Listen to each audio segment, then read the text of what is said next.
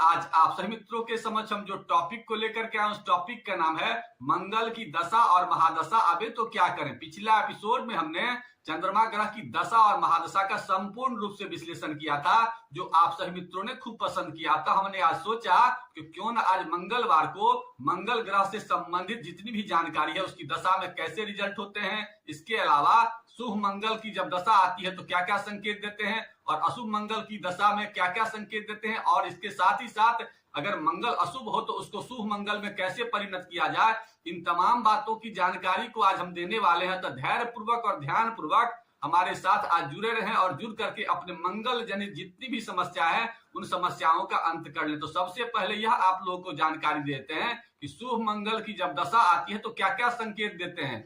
सबसे पहले आपके मंगल जो ग्रह होते हैं वो पराक्रम के होते हैं, आत्मबल के होते हैं, आत्मविश्वास के होते हैं, जमीन जायदाद के होते हैं, साहस के होते हैं। अगर इन सब चीज में अगर वृद्धि होने लगे तो समझ जाएं कि शुभ मंगल की दशा आने वाली है।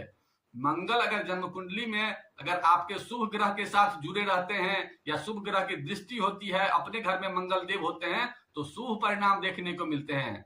जैसे आपको सबसे पहले मंगल अगर मेष राशि में होगा या मंगल अगर 8 नंबर राशि वृश्चिक राशि में होगा तो मंगल का अपना घर होता है। इसके अलावा मंगल अगर अपने मित्र राशि सूर्य के घर में होंगे या नहीं तो आप शनि के घर में उच्च के होते हैं दसम घर में, तो दसम घर में भी अगर मंगल होते हैं तो विशेष रूप से ऐसे लोगों को विशेष उपलब्धि मंगल की दशा में होती है। सबसे पहले उनके जमीन जायदाद में वृद्धि की संभावना होती है, उसके अलावा पराक्रम में वृद्धि होती है, उनका आत्मबल आत्मविश्वास काफी ऊंचा होता है। इन सब चीजों की अगर पुष्टि होने लगे तो समझिए शुभ मंगल देने वाला है। इसके अलावा पुलिस प्रशासनिक लोगों से विशेष स्नेह होता है या अगर आपके उस डिपार्टमेंट जाने की संभावना भी ज्यादा होती है। इसके अलावा इलेक्ट्रिकल चीज से विशेष शुभ कार्य की संभावना होती है। इन सब चीजों को अगर देखा जाए तो सब शुभ मंगल के संकेत है। अब अशुभ मंगल की जानकारी आप लोगों को दे देते हैं कि अशुभ मंगल की जब दशा आती है तो क्या क्या संकेत देते हैं। सबसे पहले आपके आत्मबल आपके आत्मविश्वास में कमी होने लगे तो समझिए कि अशुभ मंगल की दशा में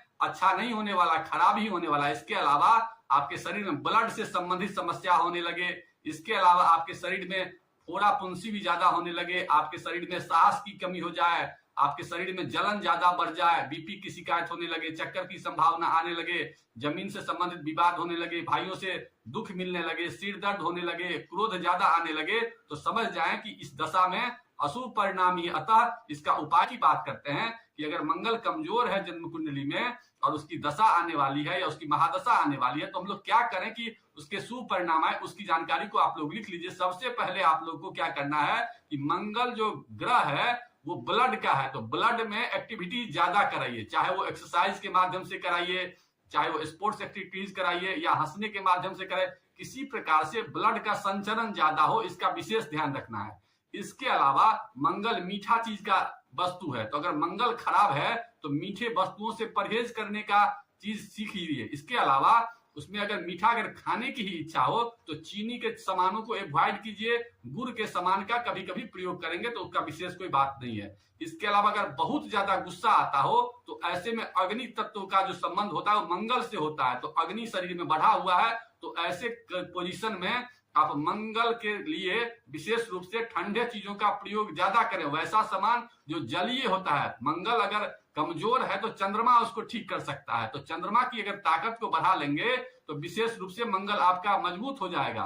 क्योंकि अग्नि अगर बहुत ज्यादा अगर शरीर का बढ़ा हुआ है तो उसको जल तत्व ही ठीक कर सकता है। इसलिए हमेशा ये प्रयास कीजिए कि मंगल आपका कमजोर है तो चंद्रमा को बढ़ाने का प्रयास कीजिए। इसके अलावा आप 2-3 उपाय और भी कर सकते हैं जिससे मंगल अच्छा होगा।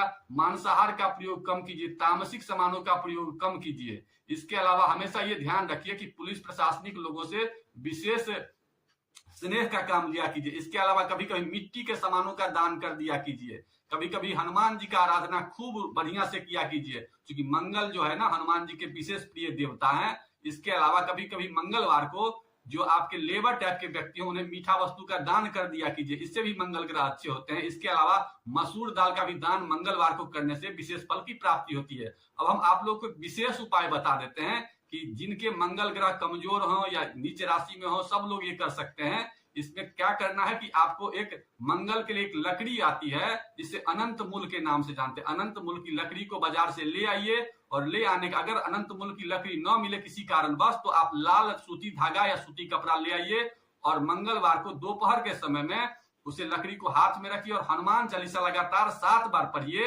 और हनुमान चालीसा अगर पढ़ने में दिक्कत हो तो ओम अंग अंगारकाय नमः स्वाहा इसका 7 बार मंत्र पढ़िए। और 7 बार मंत्र पढ़ने के बाद आप करिए क्या कि उसको बढ़िया से धूप वगैरह दीप वगैरह दिखाइए और आरती वगैरह कर करके, और अगर संभव हो कोई मित्र अगर मिल जाए या कोई भाई मिल जाए तो उसको अपने दाहिनी भुजा में या कलाई में अगर इसको आप धारण करेंगे तो आप देखेंगे कि मंगल जनित जो समस्या आपके जिंदगी में आ रही है उसमें कमी हो जाएगी। इसी के साथ साथ और विशेष उपाय में और आप लोगों को एक बता देते हैं कि तांबा का अगर कोई सामान मिल जाए तो तांबा के सामान में कभी कभी जल वगैरह पिया कीजिए, तो इससे भी आपका क्या होगा कि आपका मंगल जो है ना मजबूत होगा।